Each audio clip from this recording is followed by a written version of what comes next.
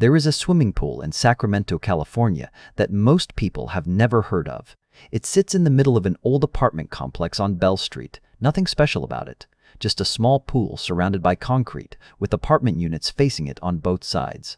Apartment 17 on one side, Apartment 23 on the other. From Apartment 23, you could see directly into the windows of Apartment 17. Every light that turned on, every shadow that moved behind the curtains, every time someone came home, and every time someone left, the person in Apartment 23 knew exactly what he could see.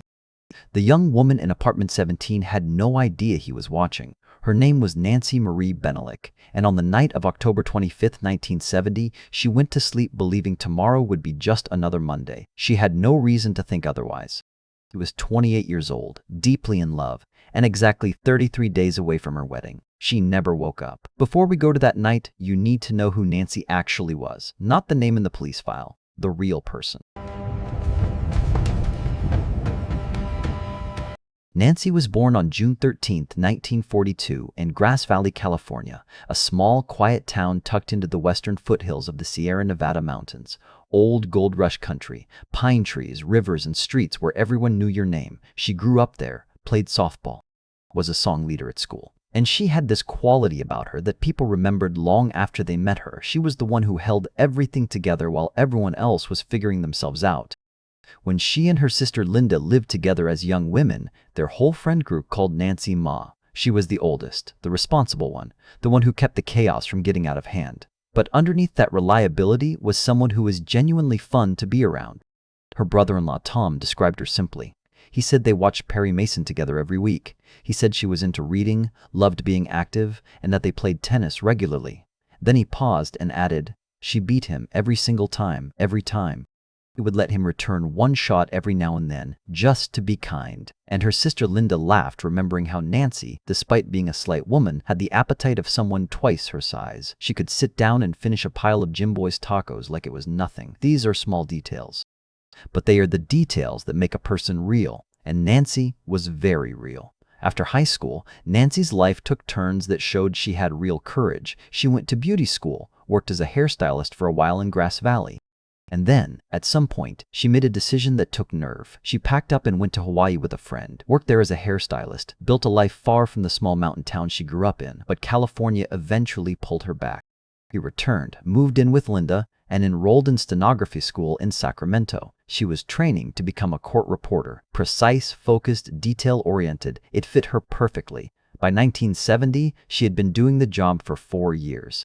The last 6 months at the Sacramento County Juvenile Court. She lived alone in a second-floor apartment. She had her independence, her career, her cat, and she had Ferris. Ferris Salami was Sacramento County's chief assistant public defender, a man who spent his career fighting for people who had no one else in their corner. He was the kind of person who gave blood every single time the law allowed him to. Not because anyone asked, but because that is just who he was. He and Nancy had announced their engagement in August of 1970. The wedding was set for November 28, 1970, 33 days away. She had built this life piece by piece, from a small town in the mountains, through beauty school, through Hawaii, through Sacramento, and it was finally coming together into something complete, a career she was proud of, a man she loved, a future that felt real and close enough to touch. 33 days. October 25, 1970 was a Sunday. Nancy and Ferris spent the evening at his brother's home for dinner. Afterwards, they came back to her apartment on Bell Street. They spent time together the way a couple does when they are a month away from getting married. Easy, comfortable, looking forward to something. At 11:30 at night, Ferris said goodbye. He later told investigators that when he left, Nancy was already in bed, tired. He had to be at the juvenile court by 9 the next morning, and she was never late. The apartment was quiet, and the sliding glass door that opened onto the second-floor balcony was cracked open just slightly. It was something Nancy always did. Her cat needed to be able to go in and out during the night. A small gap, just enough space. She had done it 100 times before and nothing had ever happened. She lived on the second floor. Who was going to climb up there? Ferris walked to his car. He drove home. He had no reason to look back. Sometime in the hours that followed, a neighbor heard a sound that did not belong in a quiet apartment complex. A sharp, brief scream, like a child's cry, that cut through the cold October air. The neighbor listened for a moment, then decided it was nothing and went back to sleep. Nancy's cat probably slipped through that cracked balcony door several times that night, in and out, the same small opening. The same quiet route she had left open out of love for a small animal that needed to come and go freely. She had no idea that same opening was all someone else needed, because that someone had already prepared. Long before he climbed up to that balcony, he had wrapped every single one of his fingers in masking tape. Not gloves, tape, each finger one at a time, a careful, deliberate act that had one purpose: leave no fingerprints behind. This was not a sudden decision. It was not a moment of anger that spiraled out of control. This was planned, and the planning began the moment he realized he could see her window from across the pool. He had watched the lights in her apartment go on and off for weeks. He had watched Ferris arrive and leave. He had watched the life of a woman who had absolutely no idea she was being observed. On the night of October 25th, he watched the lights go out one final time. He taped his fingers. He moved toward the balcony.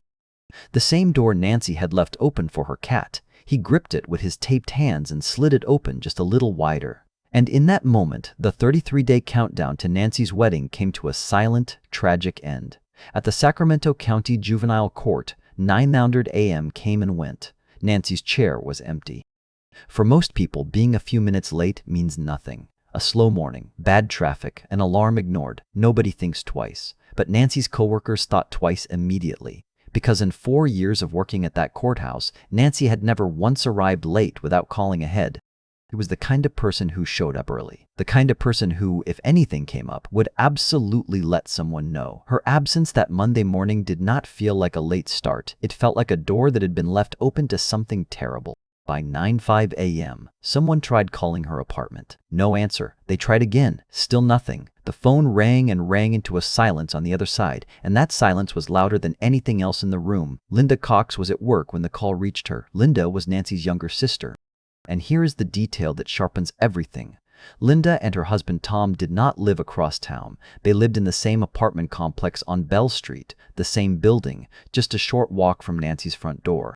When Linda heard that Nancy hadn't shown up and wasn't answering her phone, something shifted in her gut immediately. Not worry, something worse than worry. She would later say she had a bad feeling, the kind that doesn't leave you until you know for certain, one way or the other.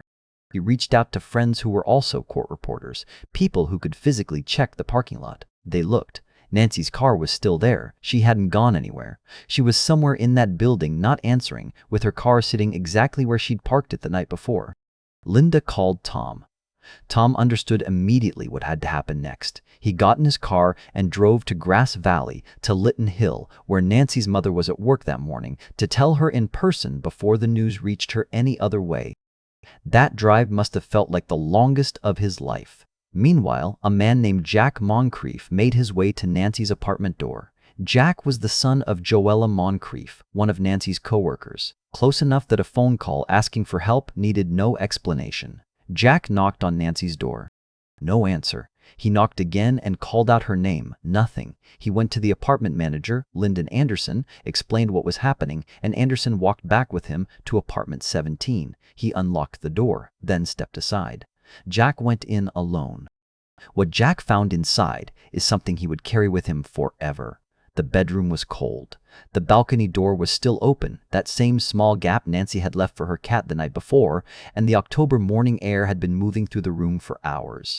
It gave the apartment a stillness that did not belong there. A lived-in space should feel warm. This one felt abandoned, and the room itself was wrong in a way that went beyond the cold. Nancy was precise, careful, orderly, the kind of person who kept her world arranged the way she kept her court transcripts, everything exactly where it should be. What Jack walked into did not look like Nancy's apartment anymore. It looked like something had erupted inside it, fast and violent, in the middle of the night when nobody was watching. Nancy was on the floor of her bedroom. She was gone. When investigators arrived and began processing the scene, they worked to reconstruct exactly what had happened in the hours between 11:30 p.m. and morning. The front door was locked from the inside. No forced entry, no broken windows. The entry point was the balcony. The killer had climbed up to the second-floor balcony from the ground. Investigators noted this required real physical agility, not a spontaneous decision, and entered through the sliding door Nancy had left cracked open for her cat. On the balcony railing and around the sliding door frame, investigators found something small, easy to miss, But once they saw it, it told them everything. Pieces of masking tape, torn fragments, kind that had been carefully wrapped around someone's fingers before they touched anything in that apartment. They had come loose during the struggle, ripped off in the chaos of what happened inside that bedroom. But here is what made it even more unsettling. Despite those tape fragments being found at the scene, not a single usable fingerprint was recovered from that apartment. He had applied that tape so precisely, so completely, that even as pieces tore away in the fight, his fingers never once made contact with the surface. He had thought about fingerprints before he thought about anything else that night. That kind of preparation does not come from anger.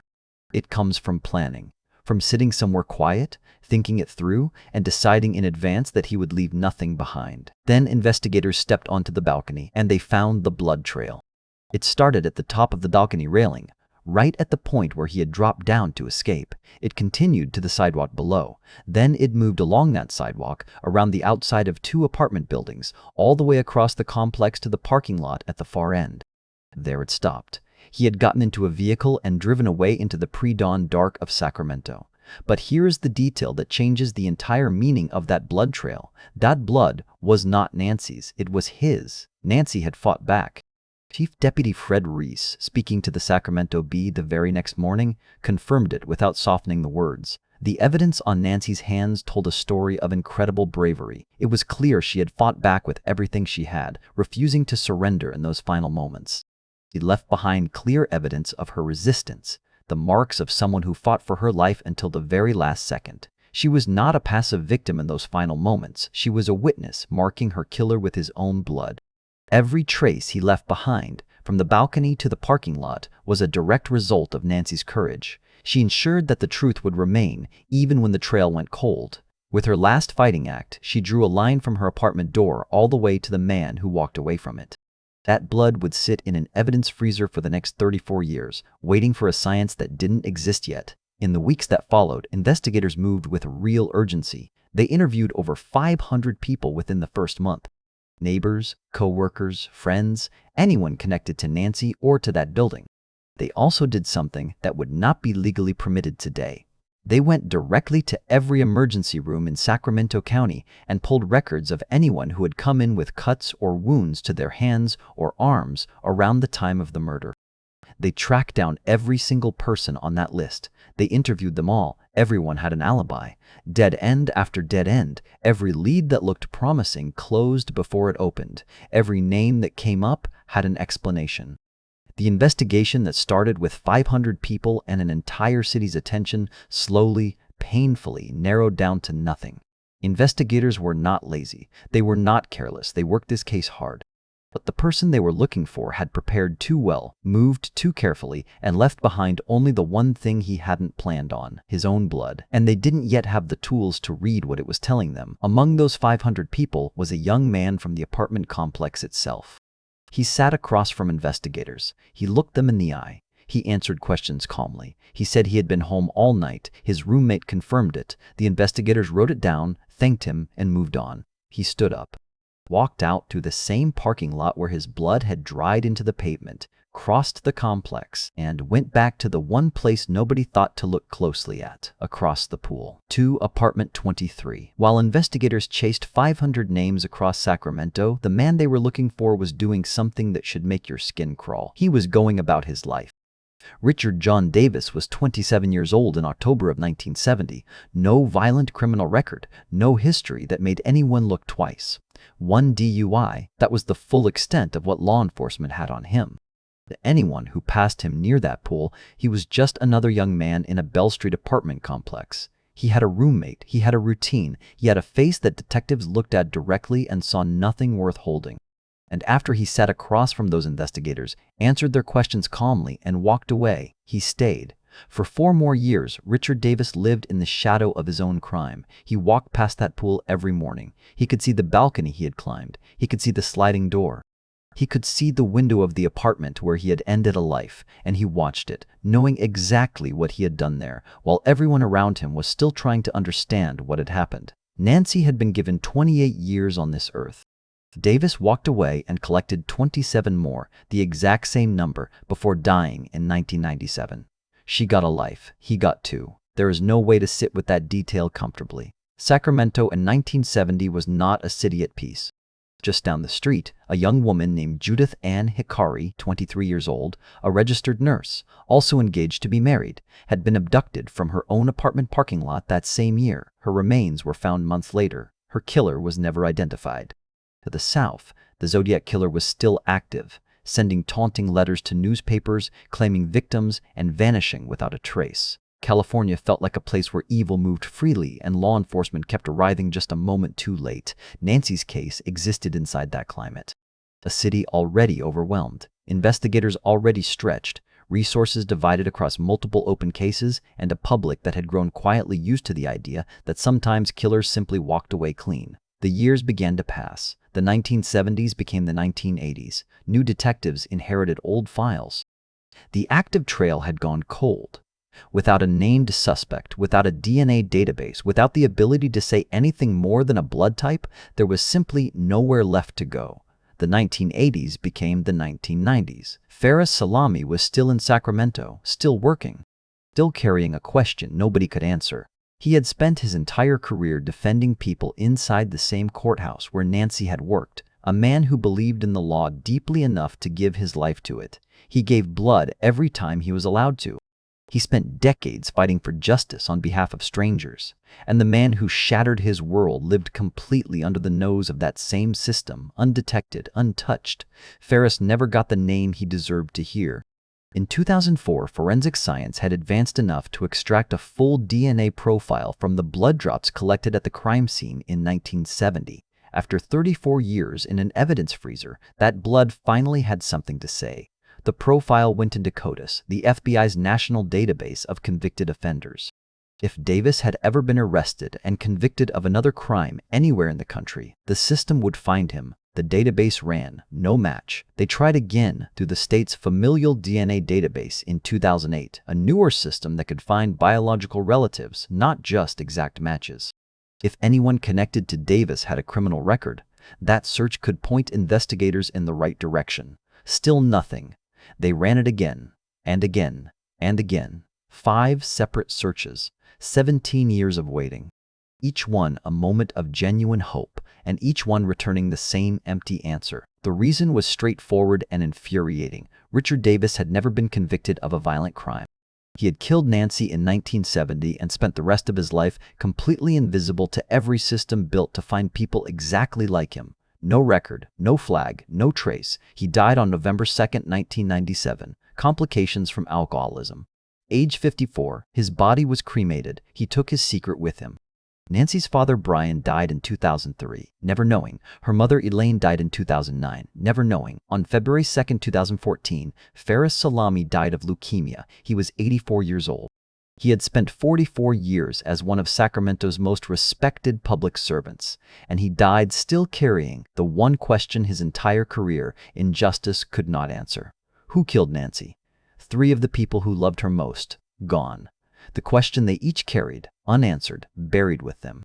By 2019, Linda Cox had been waiting for 49 years. She would later admit she had started to believe she might never know, that the name of the man who killed her sister would simply never be spoken out loud, that he had won, not through any lasting cleverness, but through the blind luck of dying before science caught up to him. He was almost right. But in 2005, a detective named Mickey Lynx had opened Nancy's case file for the first time, and in 2019, after retiring from the force, Mickey Lynx came back, unpaid, as a volunteer, because she had made Linda a promise she was not finished. Mickey Lynx was not supposed to still be working this case. She had first picked up Nancy's file in 2005, worked it for years, ran the DNA through every available system, chased every lead the technology of that era would allow. In 2010, she retired from the Sacramento County Sheriff's Office as a sergeant supervising homicide investigations. Most people, at that point, would have walked away with a clear conscience.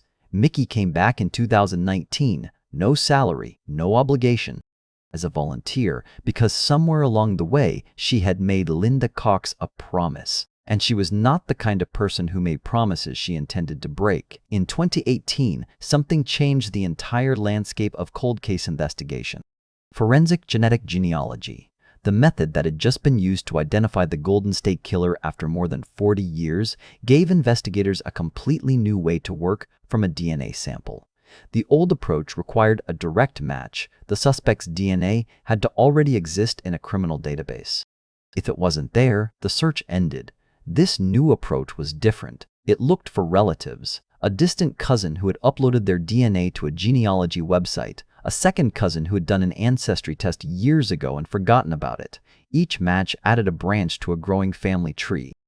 The branches were traced backward and forward, cross-referenced with birth records and death certificates, until the tree pointed toward a single individual.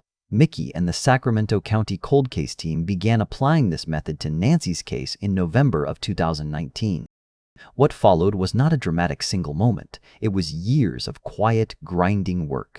Building a usable family tree from a blood sample left on a balcony in 1970 meant hundreds of hours in front of screens, tracking names across generations, following branches that led nowhere, backtracking, rebuilding, cross-referencing records that were decades old and sometimes incomplete. Every relative identified opened 3 new questions. Every dead end meant starting over from a different angle. Mickey did all of this without a paycheck. She did it because Linda deserved an answer, because Nancy deserved one, and because a name had been sitting somewhere, unknown, for 49 years, and she intended to find it. By spring of 2022, the work had narrowed enough to send the DNA sample to a lab for final analysis. And then came the waiting. On June 13, 2022, Mickey picked up the phone and called Linda Cox. June 13th was Nancy's birthday. She would have turned 80 years old that day. Mickey didn't call with news. She called because this case had stopped being just an investigation a long time ago. She told Linda what day it was. She asked her to pray to Nancy, to ask her for a sign, to ask her to help them finally find what they had been looking for. "I'm going to be doing the same thing," Mickey told her. Linda would later say that something shifted after that call, that the weight of 52 years felt different in the days that followed. Tom Cox remembered the moment clearly. He said Mickey told Linda to pray, and then, almost as if something heard them, things started falling into place. Shortly after that birthday, the lab results came back. The DNA pointed to a name, just a first and last name, no middle initial, no date of birth, no immediate confirmation. Richard Davis. Mickey sat with that name. Then she did something that required no technology at all. She went back to the original 1970 investigation book, the physical case file that detectives had built in the days immediately after Nancy's murder. She opened it and looked for that name. And there he was, Richard John Davis, apartment 23, Bell Street. Listed as a resident of the complex at the time of the murder, he had been in that file from the very beginning. His name, written by hand, by investigators who had looked directly at him, spoken to him, taken down his alibi, and moved on. Here is the part that is very hard to sit with. Davis had been cleared in 1970 for one reason only. His roommate said he was home that night. That was it. One person's word. In 1970, there was no way to independently verify that alibi quickly. No surveillance footage, no cell phone data, no digital footprint of any kind. If someone vouched for you, investigators noted it and kept moving. They had 499 other names to get through.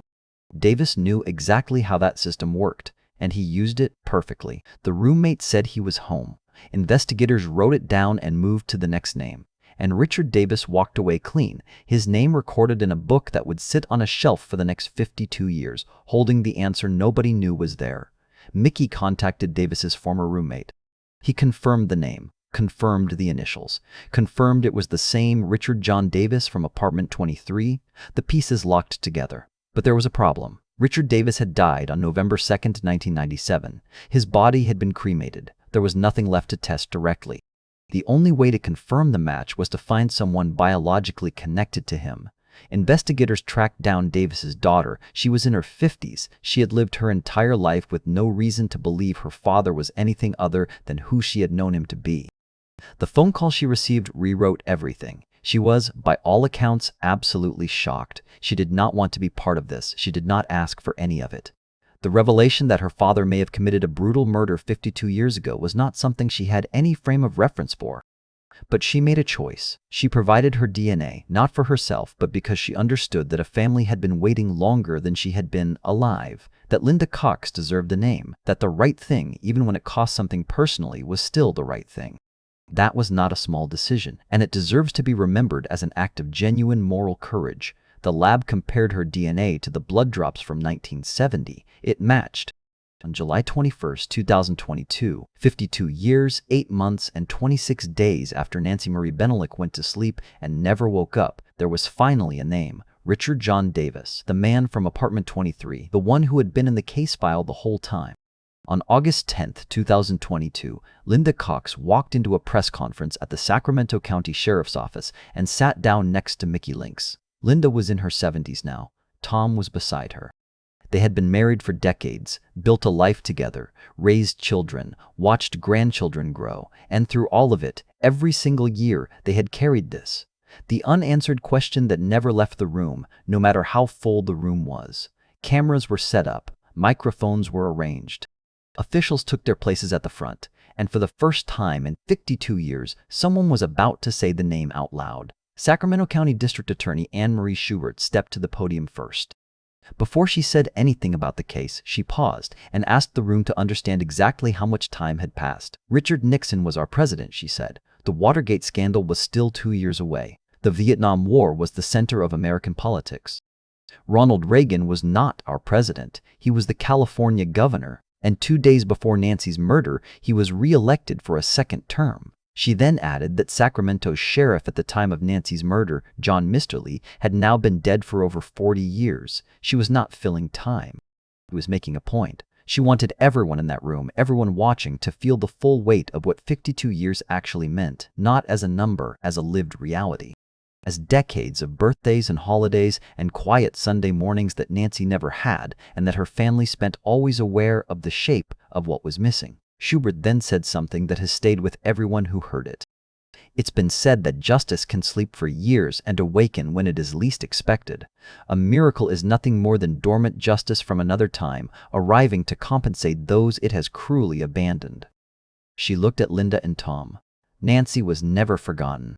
It was always at the top of the list. Then came the name, Richard John Davis, born March 22, 1943, 27 years old at the time of Nancy's murder, a resident of the same apartment complex. A man with no violent criminal record, 1 DUI, and a face that gave investigators no reason to look twice in 1970. He had taped his fingers, climbed a balcony, entered through a door left open for a cat, and walked away. He stayed in that complex for 4 or 5 more years after killing Nancy. His former roommate, when contacted by Mickey Links during the investigation, could not remember exactly when they had moved out, but Davis had remained there, walking past that pool, past that balcony, through the same parking lot where his blood had dried into the pavement for years. He eventually left Sacramento, moved out of state for a period, came back, lived out the rest of his life in the same city where he had committed the crime. He was never arrested, never charged, never sat in a courtroom. Never had to answer to anyone for what he had done on the night of October 25, 1970. He died on November 2, 1997, 54 years old, complications from alcoholism. His body was cremated. He is not remembered as a neighbor or a young man from Bell Street or someone's roommate. He is remembered as the man who killed Nancy Benalik. That is the only version of his name that history kept. It is not justice, but it is something. Mickey Links stepped forward to address Nancy's family directly. He had worked this case for 17 years, first as an active detective, then as a retiree who came back without pay because she had made a promise. She had built family trees from blood drops. She had called Linda on Nancy's birthday and asked her to pray for a sign. He had opened a 52-year-old casebook and found a name that had been sitting there the whole time. And now she stood in front of cameras and said the words that no amount of work could make easy. Due to the fact that Richard Davis is deceased, sadly, there won't be any form of legal justice. She paused. But Linda and Tom, I hope this brings you, Nancy, and your family some peace. A letter from Linda Cox was then read aloud to the room. Linda had written it knowing her words would be heard publicly, by strangers, by cameras, by a city that had moved through 5 decades since her sister's death. She chose her words carefully. Truthfully, she wrote, I was almost giving up ever solving Nancy's case. Then we met Mickey Links. Mickey said she would never give up, and she didn't. And then she wrote the lines that stay with you long after everything else fades. How many times have my husband Tom and I said, Nancy would have loved our ranch, all our animals and land with wide open spaces. We have missed sharing our children and grandchildren and so much more. That is what murder takes. Not just a life on a single night. It takes every moment that comes after, every ranch visit that never happened, every grandchild Nancy never met, every Sunday afternoon that had one person missing from the table permanently, without explanation, for 52 years. Linda was not just mourning her sister's death. She was mourning an entire parallel life that never got to exist. Nancy Marie Benalik is buried at Greenwood Memorial Cemetery in Grass Valley, California, the same town where she was born, where she went to school, played softball, bowled at the Gold Bowl, and grew into the woman she became. The same place she and Ferris had visited on the last happy day of her life, October 25, 1970, before driving back to Sacramento that evening. She came home in the end. It took 52 years, 3 failed CODIS searches, a volunteer's unbreakable promise, and the quiet moral courage of a daughter who never asked to be part of any of this. But the truth came home with her. Richard Davis took Nancy's future on a single October night in 1970. He took the wedding. He took the ranch. He took the grandchildren Linda never got to share with her. He took Ferris's ability to grow old with the person he loved. He took a daughter from her parents, a sister from Linda, a friend from everyone who watched Perry Mason and played tennis and ate tacos on an ordinary afternoon. He took all of that, and he lived freely for 27 more years. But he did not take her name. He did not take the truth. And he did not take the people who refused to stop looking. Justice, in this case, did not come with handcuffs or a courtroom. It came with a lab result, a casebook, and a woman who made a phone call on a birthday and asked a dead woman for a sign. And somewhere, somehow, the answer came back. Before you go, I want to ask you something. Do you think Richard Davis ever felt guilt for what he did? Or do you think he simply moved on? And cases like Nancy's, where the killer dies before justice can reach them, do they feel like closure to you, or does something still feel unfinished? Let me know in the comments below. And if you believe that cold cases should never stop being investigated, no matter how many years have passed, share this video. Nancy's name deserves to be heard.